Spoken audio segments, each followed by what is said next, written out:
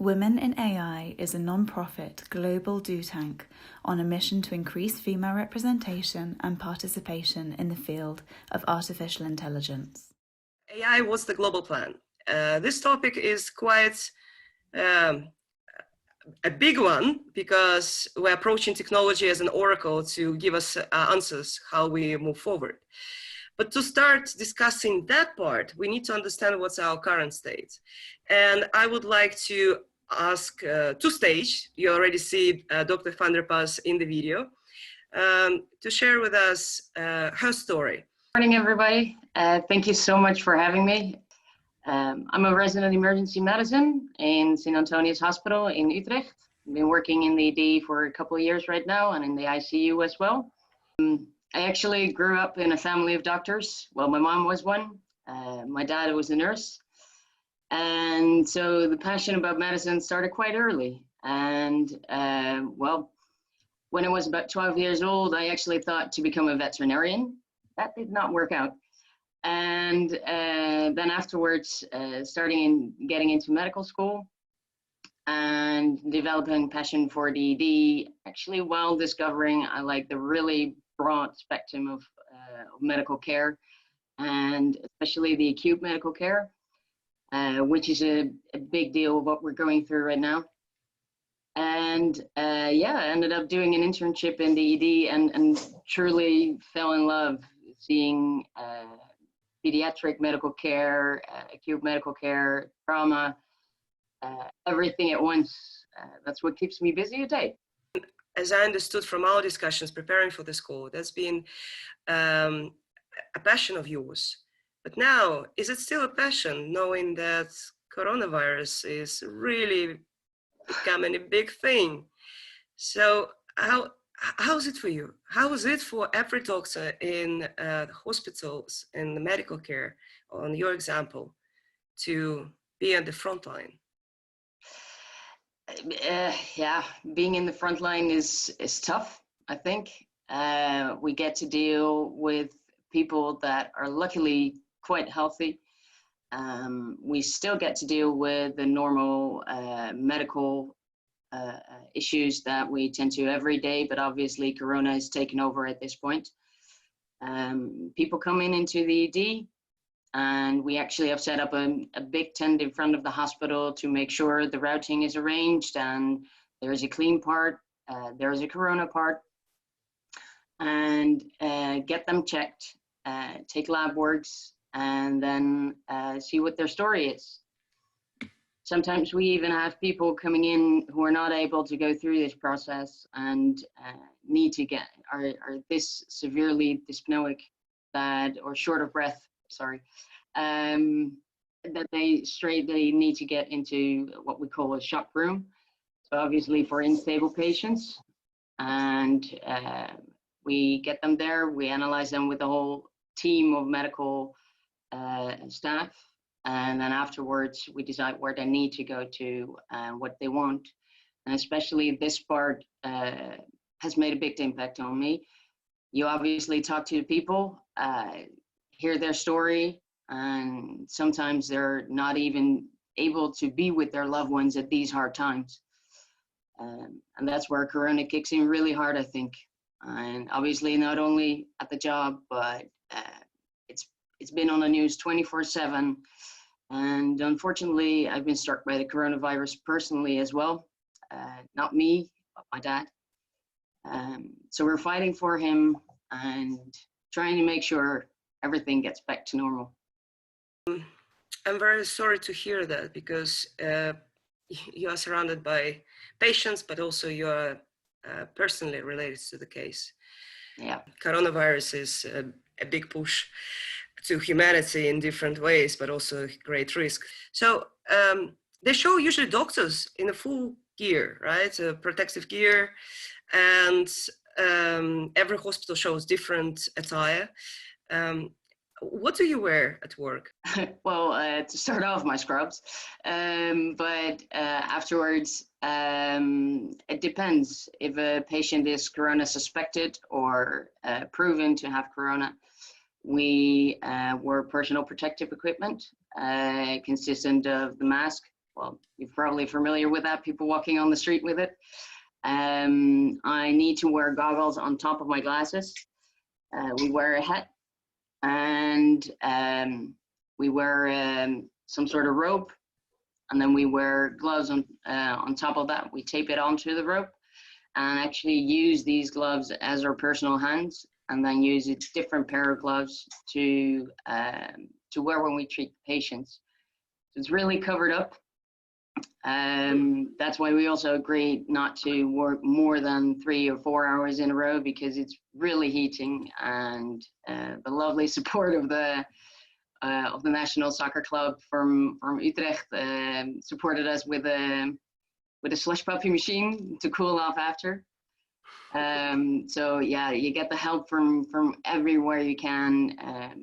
People supporting you with hand creams, because you need to clean your hands that often that, yeah, they get so dry.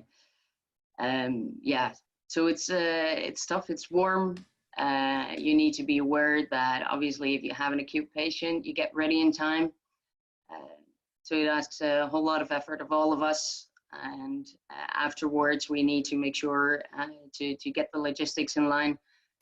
Because obviously every room needs to be cleaned after a patient suspected of corona has been there.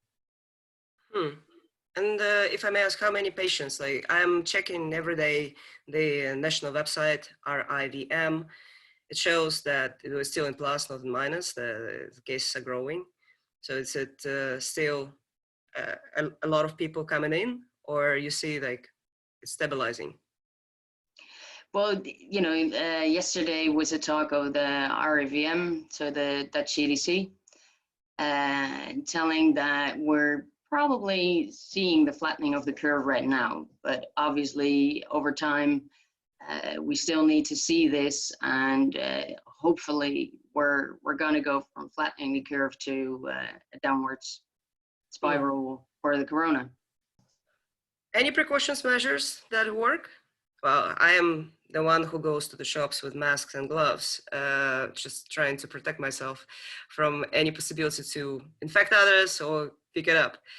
Do you see any measures that are working and you would inspire people on the call to continue doing that?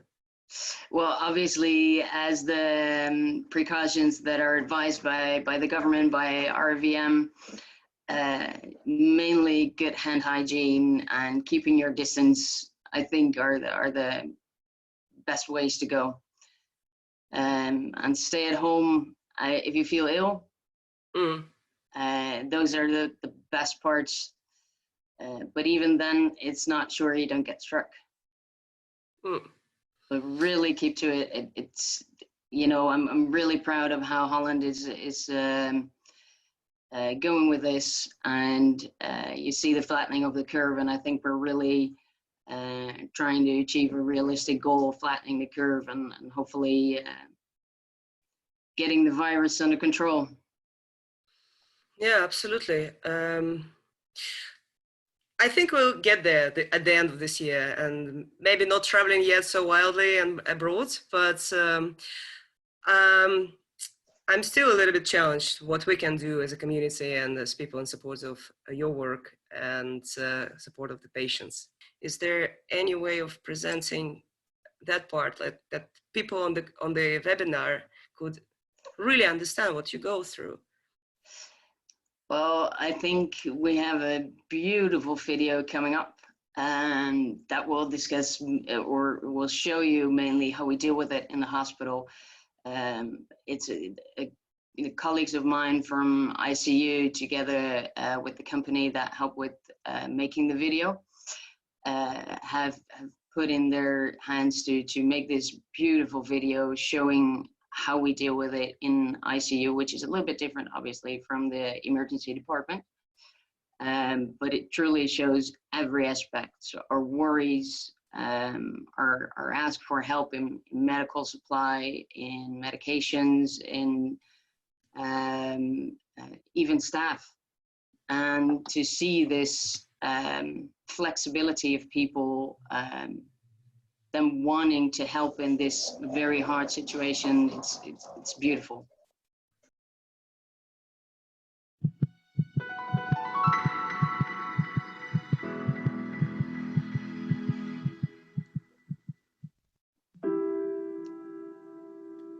We zitten midden in een pandemie van ongekende omvang.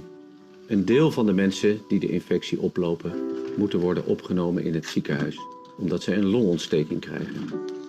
Een deel van deze longontstekingen is zo ernstig dat patiënten zelfs op de intensive care moeten worden opgenomen en beademd moeten worden.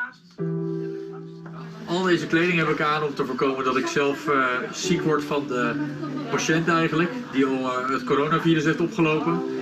Het coronavirus is erg besmettelijk en ja, om het allemaal een beetje in toom te houden. Het kan dus zijn dat familie hun naaste dagen tot weken niet kan bezoeken en dat er geen direct contact mogelijk is. We proberen dat natuurlijk zo goed mogelijk op te lossen, door dagelijks via een videoverbinding een update te geven aan de contactpersonen.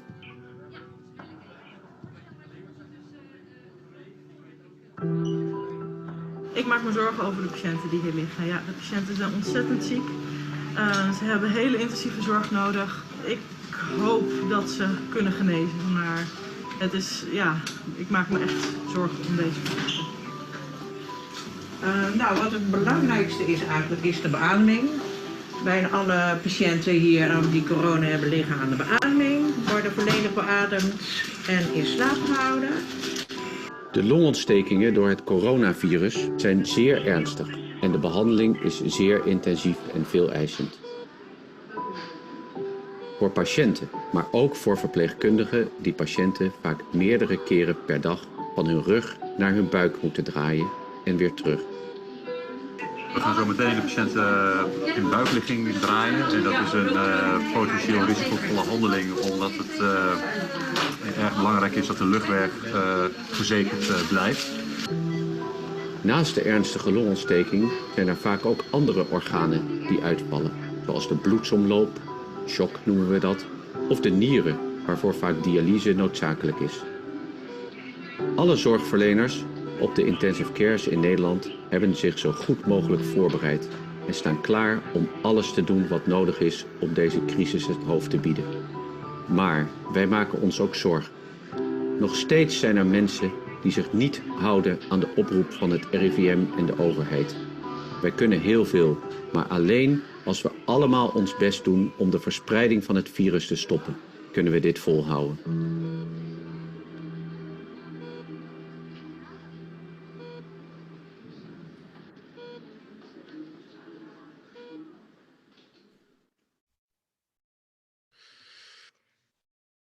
Wow, Dr. van der Pas, I'm having goosebumps. I believe many of our participants on the call also experience the same as I do.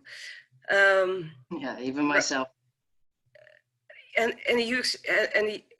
you do it every day. Everyone on the call, could you please post an icon that is clapping hands for Dr. van der Pas and her colleagues who are doing this every day. Thank you for your courageous efforts to save our lives. And I have one more question to you before we take off this call and introduce other speakers. What do you see as a great tool or innovation that could assist you and support you and your colleagues in your daily work? Is there anything that AI can help you with or any other set of tools? Well, we've obviously discussed this before, even before the coronavirus, but I think especially now AI can mean a great deal to us. For example, we're still trying to figure out who gets severely ill and who doesn't, why there's more men being struck than women, what determines whether they get severely ill, whether they survive or not. And I think AI can mean a great deal to us in this sense, because we're trying to make CAT scans of the chest to see if we can put a score to that. And I think even chest X-rays or CAT scans of the chest are possibly computerized, or the evaluation of them can be computerized. And I think there is a great deal for AI. Seeing the laboratory results coming back and trying to find an algorithm to see who gets severely ill and who doesn't, who needs to get on a ventilator, who doesn't. who's prone to get better, who doesn't. And I think the algorithm and the laboratory results can truly help us discovering that. And even through apps of social distancing or keeping the communication together by video calling or all different types of interactive apps, so people can still keep in contact with each other. Yeah, I think there's a great deal. This is only a small piece of what I think is possible for artificial intelligence in healthcare. Well, we have the brightest minds on this call, some of them, because there's so many in this world, and they come from different countries according to the registration. So guys, please start innovating. We need to produce something that is very useful, and you already have some ideas that Dr. van der Pas communicated to us. Well, thank you so much. And I know you have to go for your shift soon. Is it correct? Yeah, in a few hours. How long is the shift? In ER, we usually work 8-hour shifts, sometimes 10 hours, but try to keep ourselves healthy and energetic to make sure we can keep up. Okay, well, definitely, please do keep up. We need more of you to be safe and sound. And so, yeah, thank you so much once again. I'll just do this because I am unmuted. Thank you very much. So much for having me and for putting up this amazing event. And please say hi to all your colleagues and share this experience with them because they've been featured and this is also for them. Thank you. I would like to call on stage another speaker who is Laura Nuhaan. She is industry lead at Microsoft. It is one of the greatest moments to have you on the call as a speaker. This is the first opportunity that we're organizing it all together. And I would like to say thank you for your time and thank you to Microsoft for supporting the session. Could we start with a little bit of your story, just to introduce yourself and say what you do in your daily routine? Yes, and I feel like very small compared to what Roos is doing, even if I'm the supporting technology, but I think it is exactly now we really see like what's essential and vital in our industry, and I think that is the care and the people that are doing it. So my background is I come from a business economics, and I was like 10 years in Silicon Valley, like doing startups, also one in telehealth. So health always has been like part of my passion as well, because I see technology as an enabler in making things better. That's my my personal passion. But now at Microsoft, I'm for services, which is enterprise services, is like helping making innovation real. So the supporting part, but as well like digital transformation part, working with all the different tools and everything we do. And that's for Western Europe. Wow, overseeing all of that, I'm greatly encouraged by your example, role model, definitely. So everyone on the call, if you have a chance to connect to Laura Nuhaan on LinkedIn and then establish a connection, I think you should really do it, and with other speakers as well on this call. Right, so the question actually that I was preparing to ask you is about digital transformation. There is a funny picture circulating in internet saying that what was the actual push to digital transformation? Your boss, your manager is someone from the technical department, CTO, or coronavirus. Apparently, it checked the box. So how is it with digital transformation? What do you see being developed, implemented, changed, adjusted? Is that something you could share with us? Yeah, no, absolutely. And I had some slides that I can walk you through, because I thought like you asked me the question, and then of course being like in business, like starting on a deck and like hop, but I could go quickly through. But I think exactly digital transformation, you mentioned this, like means disruption, means change and open to change. And unfortunately, but I always look at the silver lining with what's happening with Corona. It also will bring this spur in adopting new technologies. Look at how we are talking here through remotely, right? And using technology also in how you say, in schools and things like that, because we are used to like put the classroom full of people and present one story. How can you do that differently? So that's my my hope. But the digital disruption means for me to really think differently, trying new things, experimenting. And unfortunately, in these times, we are doing that right. Like if I listen to Roos as well, like how can we best help? What makes a difference between getting sick or not? What can we learn? That's how we operate. So there's a lot of the different factors, and yeah, long answer. Well, Microsoft is global with all the enabling of the transformation processes and supporting different businesses, partners, and customers. Yeah. And that's actually interesting to see how fast you're required to change, to jump from physical presence or business model or just the way you operate to becoming full-on digital. No, that's true, because when I joined Microsoft as well, like 3 years ago, even like my friends were saying like, but Laura, what are you going to do? Because I'm in strategic management, consulting and things like that. And you see like how fast we turn around our own company. I'm still like impressed myself, right? From really licenses to enabling data in the cloud, AI and everything. But I think it brings great leadership, but as well like people that are committed, driven and passionate about what they do. And I think it is to help making the world a bit better through technology. A woman to that, that's how I say it. It's yes, please, we need to have more technology that is ethical and supportive. And I will go fast forward because we don't have that much time, but like I'm happy to share afterwards. And if you have questions, let me know. So yeah, quickly, this the cloud means in the cloud, but as well like the silver lining that I still hope that we see and that we will get in a better place after this. You asked me about digital transformation, and what you see is the scale of like innovation and that's newcomers, and I hope as well like new startups now that will find a way to do things differently, or helping with remote, the 1.5 meter society, as well like at new places in our economy. But you see the typical Fortune 500 and the time that they get like their value is much longer than the newcomers. And there's also technology. We all know that what is here today, what's maybe expensive, will be much cheaper in a few months or years. So we also need to look ahead of that.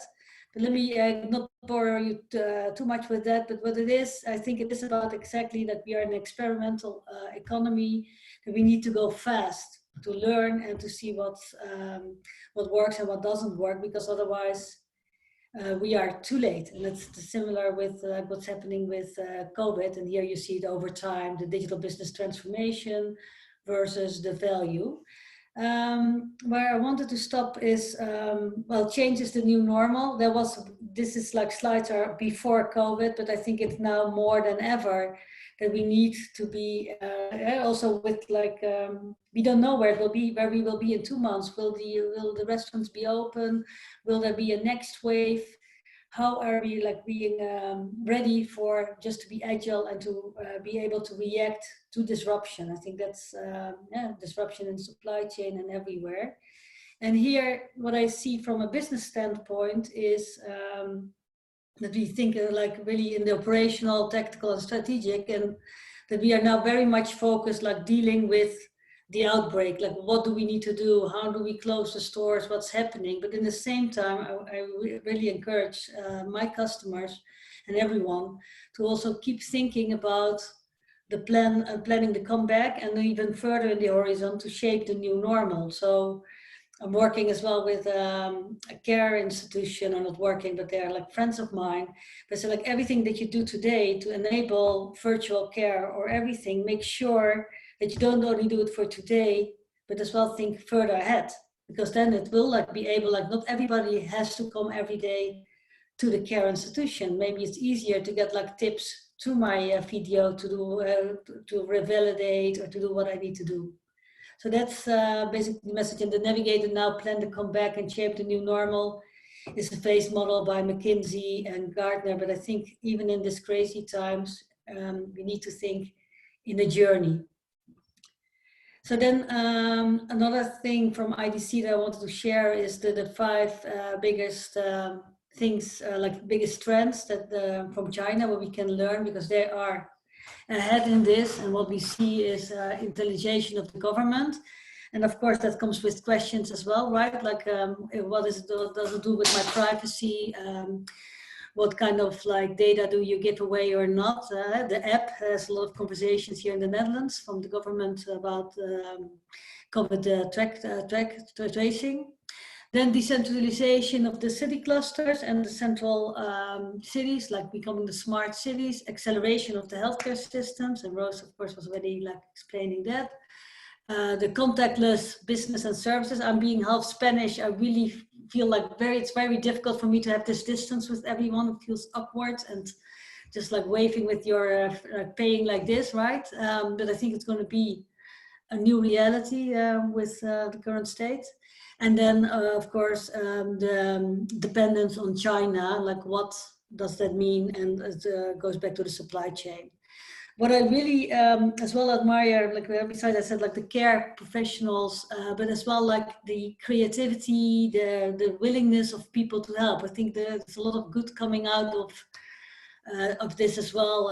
You see here to the left, Owl Delhaize with like using social media to ask customers for help. ABI from the beers, like using their manufacturing for hand sanitizers. People that do remote assist, like a small store to the left, using like a camera for personal guidance to the close and bring it to your home. This is like Microsoft stores. We are closed, but we as well do everything remote. Burberry, instead of nice clothes, having the mask. And restaurants that bring you dinner at home with a Spotify music list on it. So that's, I think, is really good to see. Back to the way at Microsoft that we are looking at enabling intelligent business. We look at engaging customers, empowering your employees, intelligent operations, and then of course what is new, the digital transformation. And I've looked at like what I see from happening through COVID now. What's the biggest attention points? And it is adapting to this change. It's more agile than ever. It was already right. And we said the customer journey is not already straight, but it goes everywhere. But now it's like, what's going to happen? And as well, I think we are breaking through habits, like from stores, from like how you shop, what you do. How will that look after COVID? Very important. And unfortunately for everyone who has closed stores, how do you keep in contact? And we were already discussing like through video, through chatbots, what is it? And the online, of course, online delivery and the 1.5 meter society. Then empowering employees, I think, again, safety is most important. We already, the tracking, the early detection, alerts, how can you use artificial intelligence for that? Crisis communication, like much faster, getting the right information, what to do, and the remote work and assistance, which I think we all are doing right now. If I look at the backgrounds from the panelists, we are all like safely at home. Then, unfortunately, as well, there are people like taking advantage of the situation, the security of data. There's these hacks. That's very like we need to do something about that. The intelligent supply chain, I already mentioned, depending on China, India, for instance, for medicine and things like that. Like how can you navigate and how can you make sure that you do that in the right way? Reshifting production, the example of Burberry, and then now more the videos in. I'm trying to get like the videos in line of my my presentation, so I cannot see the last one. But the reinventing is like what new models will come after this, right? Like what will be the new things. And Yves, tell me when I have only 5 minutes, because I'm always very excited if I can share. So I have a lot, so then I'll go quicker. But I was just giving some examples. 7 minutes. Here you go. Then I'll be fine. Because I don't want to take too much time to listen to the others. No, so one thing, if you look at the engaged customers, like about like new ideas coming up, right? Like Ambori is a partner of Microsoft, but they come with managing customer flow through like your mobile. So you can take the queue, like the QR tag, and then you will like give a time and everything goes nice, so there's not too many people in the store. An example of like using technology to do different.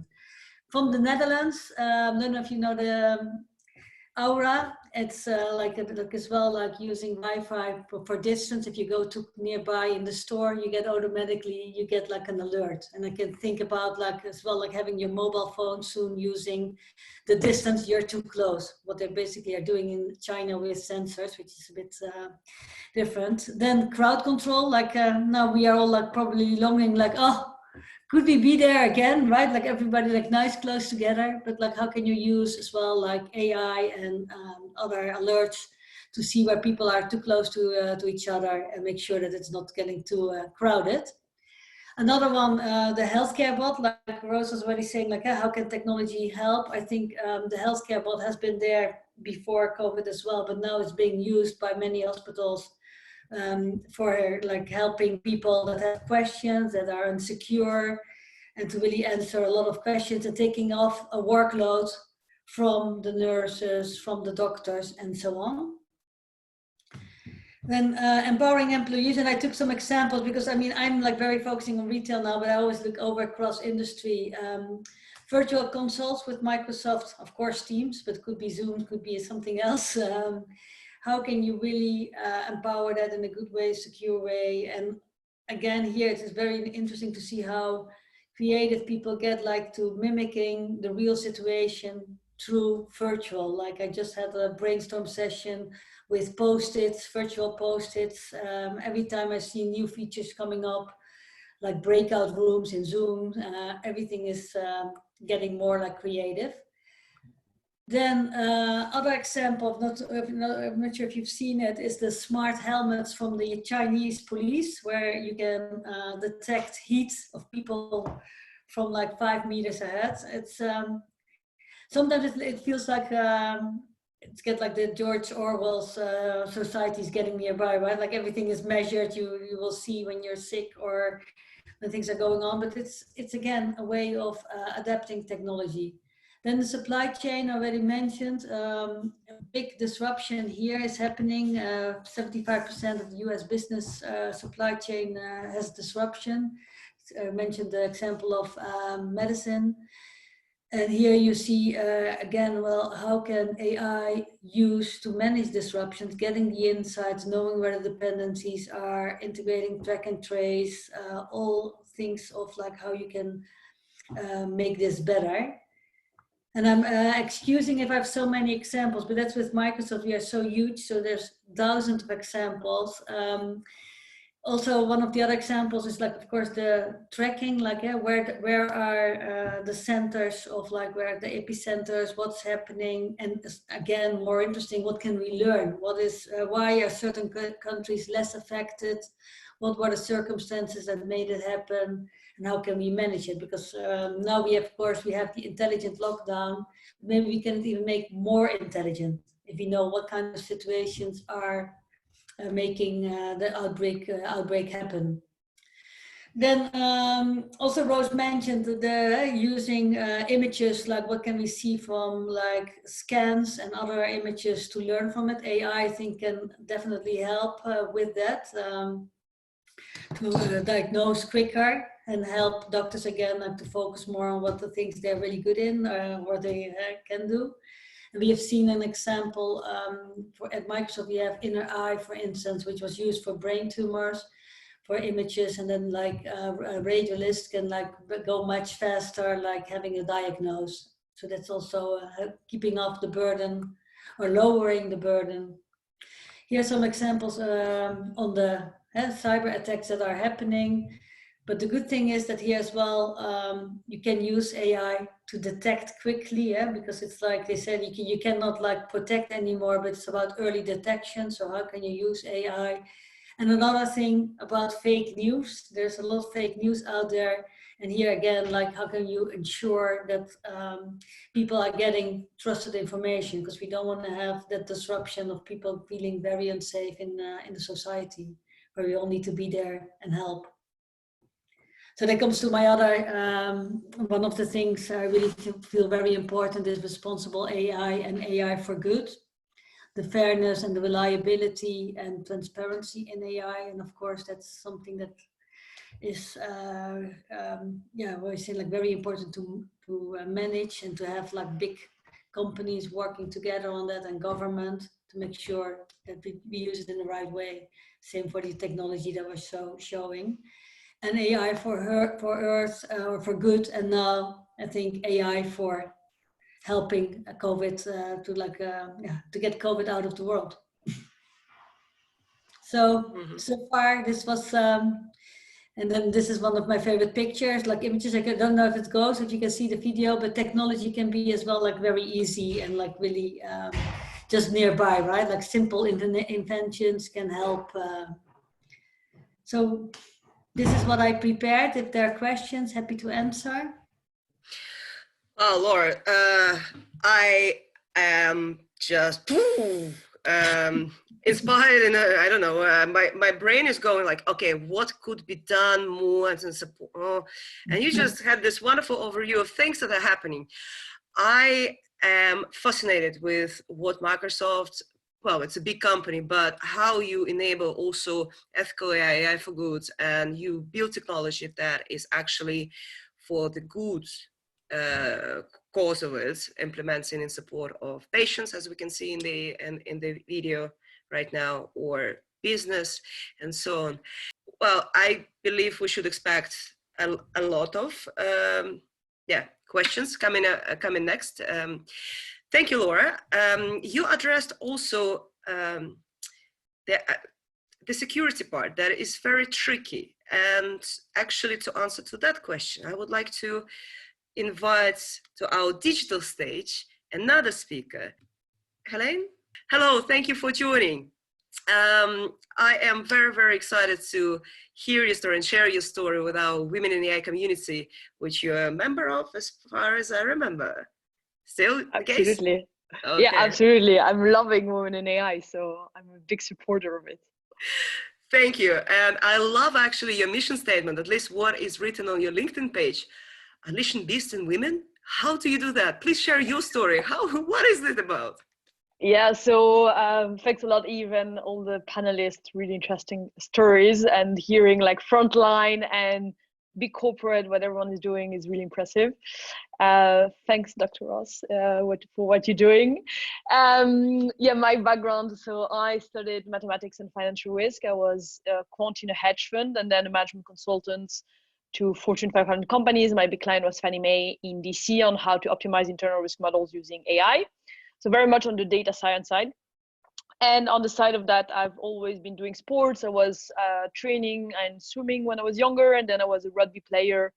And I went then into endurance sports, running 100 kilometers, ultra marathons, ice swimming, and triathlons. And what I realized very quickly in sports is that we have huge amount of data sets as individuals, but we understand really, really little about our bodies. Whereas when I was seeing in my professional world, using all these data sets to take smart investment decisions, I saw a decorrelation between human bodies and data and what we were doing in other worlds of data. And so I brought back that together with Wild AI. And as we were building it, we started realizing that women had very different type of input data. So we created an app helping primarily women who were doing sports train, fuel, recover based on the menstrual cycle. But we were seeing different profiles. So a woman who would have a menstrual cycle, another woman who wouldn't, and we couldn't understand why she didn't. Is it she had amenorrhea, or she's in perimenopause? And as we were seeing all these different profiles, we started to see that women are not these linear bodies as men are.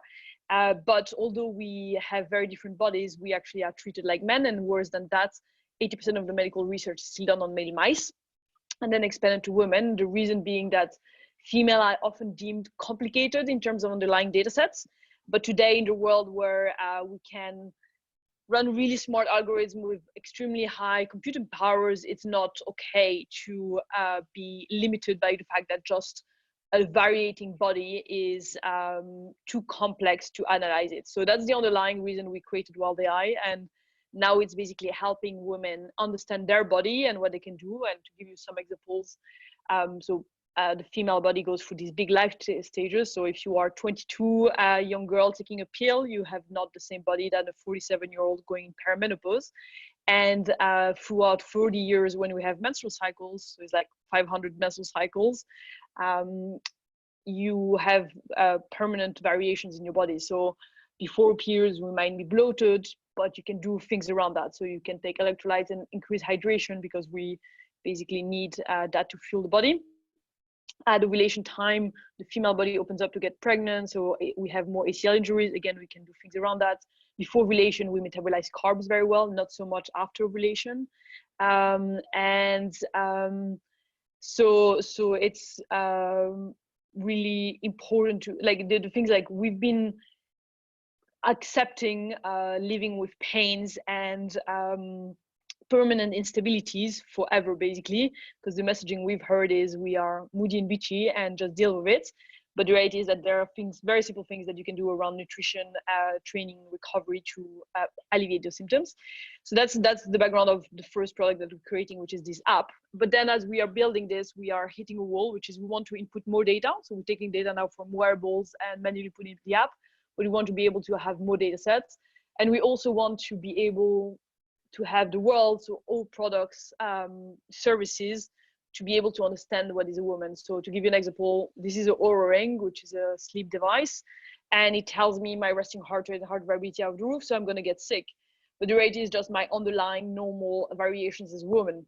So this product is actually wrong for me as a woman, but that's also true when you look at the pharmaceutical world or the insurance world. Like the models are actually wrong. So how can we enable them to add the layer of understanding of what is a woman? And so to do that, we're creating an API to share the knowledge, not the data. And to come back to Eve's point on data privacy, the right way to do that is not with our data going into pharmas or insurers, which is what historically a lot of companies have done, but create a protocol where we can share knowledge. So what is a woman? So a woman at 52, her profile, exposure to cardiovascular disease and osteoporosis is changing. So how can that knowledge be implemented in models?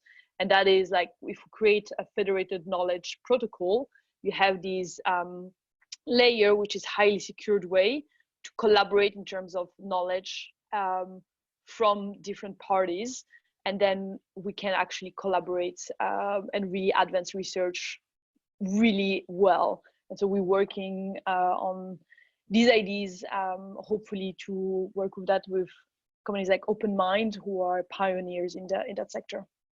If I may ask you a question, this is brilliant what you're working on. It's super exciting. But is it applicable only to Ironman athletes, or every girl, woman can use your technology? No, so we're starting with women who have data, so like who have wearables and who were historically training for, like, for instance, the half marathon. So not necessarily like the high end of sports, but now, which is interesting with COVID, is that there's a normalization of activities in sports. So it used to be quite segmented. So if you were doing football or soccer, you were very different profile than someone who was a runner. Today, because everyone has more or less access to the same type of sports, so like indoor training, a little bit running, things like that, we can actually serve all women who are doing sports. We still start with women who do sports, but the reason is that they have more data, and we use those data sets to build the profiles, and then we extend to the world.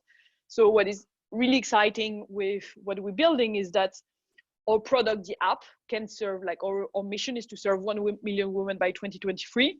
But what is really exciting is the API actually enables us to serve all women in the world. So today, all women have been ignored. Basically, when you say a product is for men and women, is actually not true. The products have been meant for men. So so down the line, our aim is really to shift entirely, like, you know, who's the Tesla of health and female health, and that's what we want to be. We want to shift an industry from something that is really basically monogamous on men, and to shift that into a dual thing which takes into account both genders. And with COVID crisis going on, is there any way that you participate in the whole movement supporting the health? If we zoom in on that part. Yeah, so what is interesting now is, so we were we were working with women who were doing sports, specifically training for an event, because they have data and they were very inclined to train on a daily basis. But now, as women are indoors and all events are cancelled, etc., what is really interesting is we also see a shift in mentality. So they were training for an event, and those were the women who were really the most aware on preventative approach. But now everyone suddenly understands that you cannot solve things with a pill and a doctor. So everyone is going towards a preventative research approach. So what can I do today to build a very strong underlying immune system? So if I do have COVID, I am better built to attack it well. So we also have a shift in mentalities, which is really interesting. We see a big shift in the industry. And to come back to what Laura was presenting, like what are the shifts in industry? Like we have basically a cut through adoption of digital health and remote coaching. People were a bit like reticent possibly to try out this kind of product, but right now basically they don't have the choice. It was not necessarily online first. Now it is online first. So suddenly we have this massive shift, and specifically for us, so we are involved in a project to advance COVID. So like specifically on our technology, together with Stanford and some of the leaders, MIT, etc. I can send you the link of what we're involved in. And if anyone wants to be involved, we can look into that. And the reason is that a lot of these initiatives now want to collaborate with data, but one really big risk today, and we were having this conversation, Eve, where we couldn't stop talking, was it's really exciting in a way that crisis cut through the time needed for innovation. And it is like similar to war. So often when you have wars and crises happening, this is where you have a lot of innovation, because you don't have time basically to go through all the hierarchical protocols, which is in a sense great, but in another sense is actually opens up to a big risk of abuses. And to give you some examples, if you are looking at a global coalition who's trying to do research, there's a big risk that if you are, for instance, changing the access of what a corporate may have on your phone, it's not very difficult to change the access and suddenly be able to track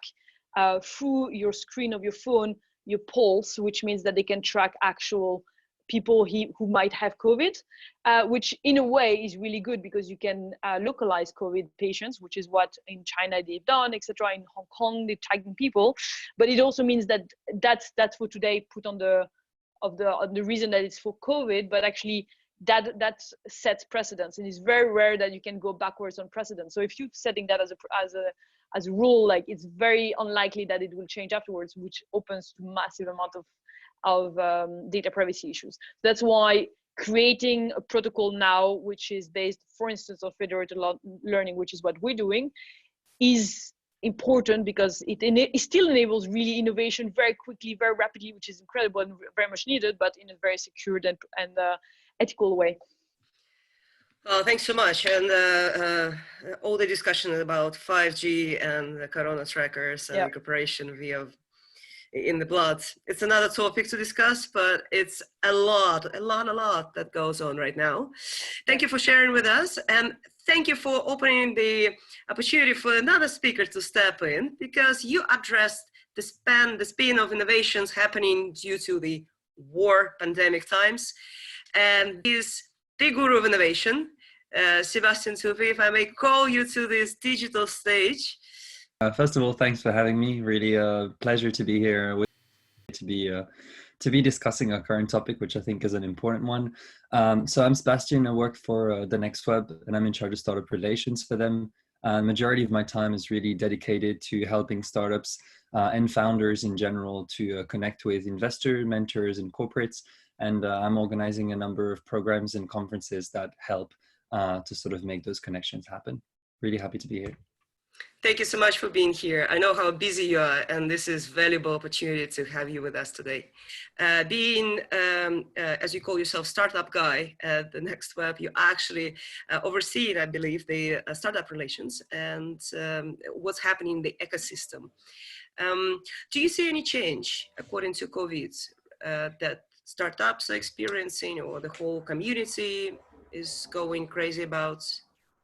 Yeah, definitely. I mean, I think it's no secret that at the moment, people and companies have to rethink entirely the way that they're operating. I think we're slowly moving from a place where everybody is sort of trying to understand what the very short-term implications to their business are and how they need to sort of move from working in an office to working from home to moving their meetings online, moving their client interactions online, which is something that can be done relatively quickly and let's say more or less painlessly depending on the size of the company.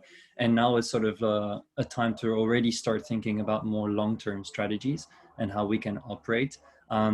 I think it's particularly difficult for startups right now because they work with very short runways. A lot of them don't have massive lines of funding, and clients' purchases and revenues are not what they used to be a few weeks or months ago.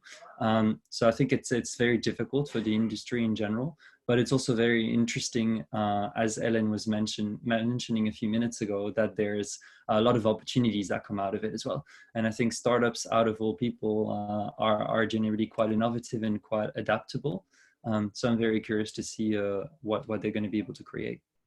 Me too. Women AI is organizing this flagship program called WaiAccelerate, and it's designed for female entrepreneurs in the field of AI.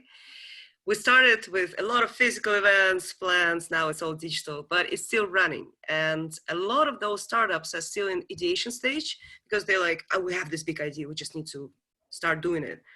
Then we have early stage and we have business transformation.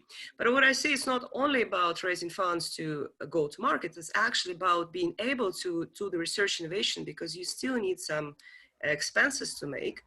And also what I see that a lot of ideation groups, well, people in ideation phase, they innovate more. They start thinking outside of the box.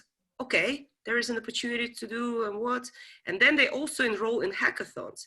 And you being head of so many different hackathons, organizing and participating, could you please share that part of your life, why you're doing it, and what is the power of a hackathon, how community can take part in that innovation flow? Yeah, certainly. I think maybe it's good for people in the call to understand a little bit like what I'm doing here and why I'm speaking with you all today, because I'm not a woman, as you can see, probably the only one on this call that isn't. And I'm also not directly working in AI most of my time, even though I'm very interested in data. And like Ellen, I also have one of those Aura ring that helps me to understand what my running patterns and health habits are, which I think is very fascinating. No, the reason I wanted to sort of like be able to discuss this important topic with you is because about a month ago, like everybody else, I was stuck at home, you know, first few weeks of the confinement. And like anybody that works in technology and is interested to make a change and work generally on the impact side of things, I wanted to know what I could do to help. Felt a little bit helpless. Luckily for me, there's a couple of smart people in Estonia and in Latvia that started a movement called Hack the Crisis, where also after sitting at home, they realized that we needed to mobilize people that are smart and at the moment are stuck at home to be able to help the healthcare professionals and staff and people that are working in the front lines to do a better job and to be able to actually cope with the demand and the issues that we are currently facing as a society. And so they started a hackathon. I joined a few days after it was created in Estonia for the one in Latvia, where I was helping to mentor some of the teams and connect them with people in our global network, and was very, very inspired by what came out of it. And that's really what I wanted to address today. I have to mention that originally I wasn't a massive believer in hackathons for one very good reason. Even though they are brilliant in sort of like creating interest and sort of like being a bit of a catalyst for ideas, like the innovating side during the hackathon is fantastic. I think it helps to create connections between people that didn't know each other, to come up with new innovative ideas to problems that have not been thought of. However, the follow-up is generally very weak. And so the end result of the hackathons often dies down very, very quickly.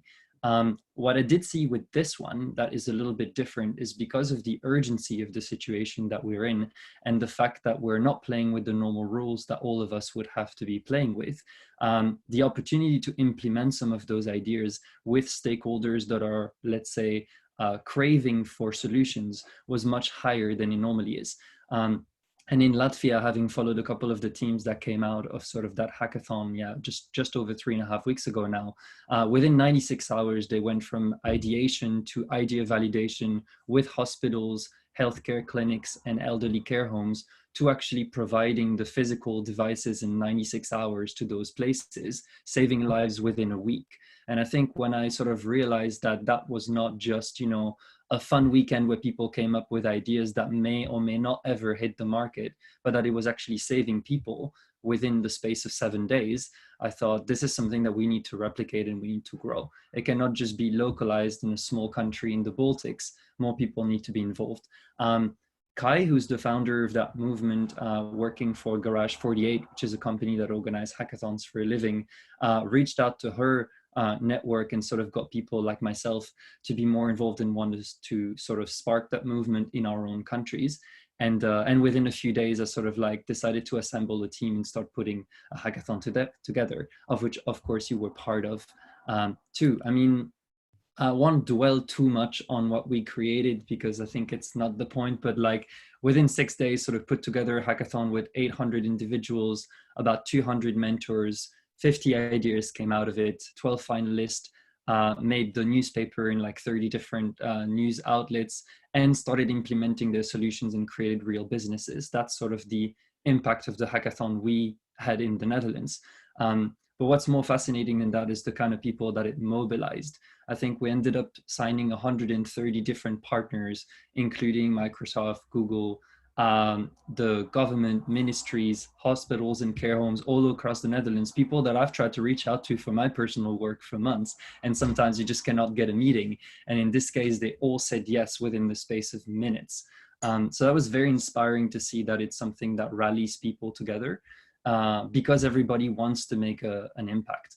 So that was inspiring to see. That movement was sort of, as I mentioned, started in a small country in the Baltics, but grew to 53 hackathons in just over 40 countries in the space of 3 weeks, culminating last weekend in a global hackathon that sort of brought 15,000 people together online for an entire weekend that worked on 500 ideas from India to Guatemala to the Gaza Strip. And all of those individuals are currently working on the implementation of those ideas. I find that personally fascinating.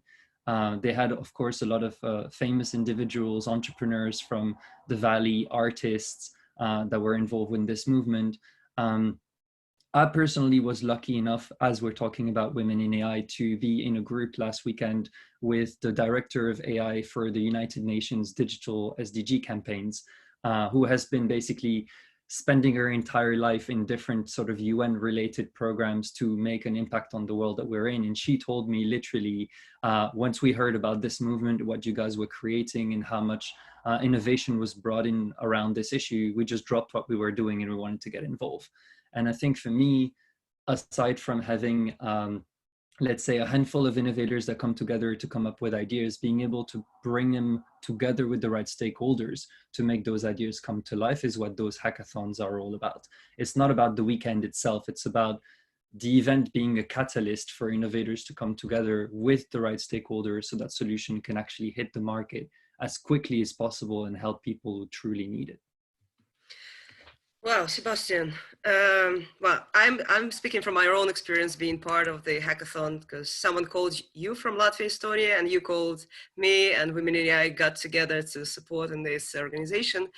But that experience that you can live in 2.5 days of hackathon and just really push the innovation fast, come up with something, is a beautiful experience. And I see that there is Wendy on the chat that she said that my first experience, it was amazing. My team is still working on developing our project. Thanks for bringing it to the Netherlands, Sebastian. Many ideas that were not awarded, but they're still happening. They're still working on them, which is fascinating. And do you happen to know of any other opportunities for our community to get involved, or maybe some channels where to spot a hackathon? Yeah, absolutely. So there's different things, and I'm happy to share them afterwards here. I think on the hackathon side, there's still a couple that are definitely on the horizon at the moment that are mobilizing a lot of people. One that is starting today that already has 22,000 people signed up, and that's for Africa. So it's the entire African continent coming together for solutions that are, let's say, probably even more grassroots than they are here in Europe. And then at the end of the month, we have one called EU versus Virus, which is a European, pan-European hackathon, and that's going to take place also, of course, online, but uniting 27 member states and people from all around the world. I think those are the two big ones that are on the horizon until the end of the month. After that, I think what is important is to start consolidating. So I think there's a number of opportunities that have been put out from grants in the Netherlands and also across Europe for ideas that are tackling the coronavirus, but also acceleration programs for people that sort of want to push their original ideas into creating a full business. Startup Bootcamp in the Netherlands is running one. Startup Wise Guys in Eastern Europe is also launching one, but there's a couple of others that are becoming more and more prominent. So sort of from grassroots organizations all the way to more long-term programs, there's more activities around this issue. And I think that if we want it to be successful in the long run, we should really look into things that can take place in the coming months and that sort of have long-term goals. Fantastic. And after the call, I would ask you for all the links so I can share on LinkedIn with our community, as well as Helene and Laura to share their presentations, and Dr. Roos van der Pas. I would love to share your video as well, if possible, that you showed. So thank you so much. This is like overview of everything in one workshop to provide understanding what is COVID, how we move forward towards a more reliable, sustainable future. What is the part that innovation plays in the video, or in the whole movement, and how community can still participate to create their own innovations. Okay, I see there is, well, the last minutes happening now to wrap up the call. Would you have a message, some short statement that you would like to address to all the people on the call, just to wish them or to encourage them, some words from you as role models in this world? Thank you. I would like to say that life is tough, but you are tough too. And I think it's weird moments, and unfortunately there is sickness and there is also death, but there's also like this time which is quite unprecedented in a way that it's an opportunity to halt and to recalibrate what we were thinking. And that doesn't mean overproducing and like a lot of people are like getting into execution mode, but it's also just reassessing what is important for us in life, like who do we want to be close to, our family, our friends, what is important for us. And it's a beautiful opportunity. So I think that we can take that as a gift, as hard as it is. And I think like finding purpose in helping people around us is something that is definitely helpful. Like we have a small community around us, we're shopping for each other, etc. And it's I don't think there will be a coming back to normal, and I hope actually they won't, because I think there were a lot of things that were wrong. But I think it's possibly quite beautiful. Nice. Let's just do the chain of messaging and close it off. Who would like to be next? Sebastian, you're unmuted, so let me you. Of course, it can be me. I'd say from my side, I would say don't be afraid to get involved. I think at this stage, a lot of people, and we saw it with the hackathon as well, are thinking, oh, but I don't have a lot of experience. I'm not very technical. This is not my field. I don't know what to do. I think there's a lot of initiatives where people can help, no matter their skills, no matter their years of experience. I think your sort of drive and willingness to help is more powerful than a lot of sort of the background. And of course, it depends where and how. But around sort of hackathons or other initiatives, if you want to help, like, just find it online, ask around. Like there's a lot of opportunities for you to help, and I think everybody can make themselves useful in this time, even if you're stuck at home in front of your computer. So yeah, there's opportunities, look around for them, ask around you, but everybody can be useful these days. Thank you.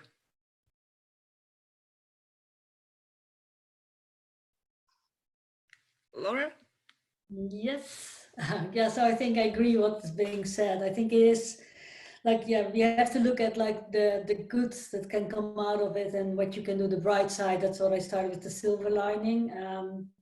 I hope as well for a new normal, a new balance, because there's like things that we were maybe all like running impulse driven, and now at the streets you see people, parents play with their children much more than before.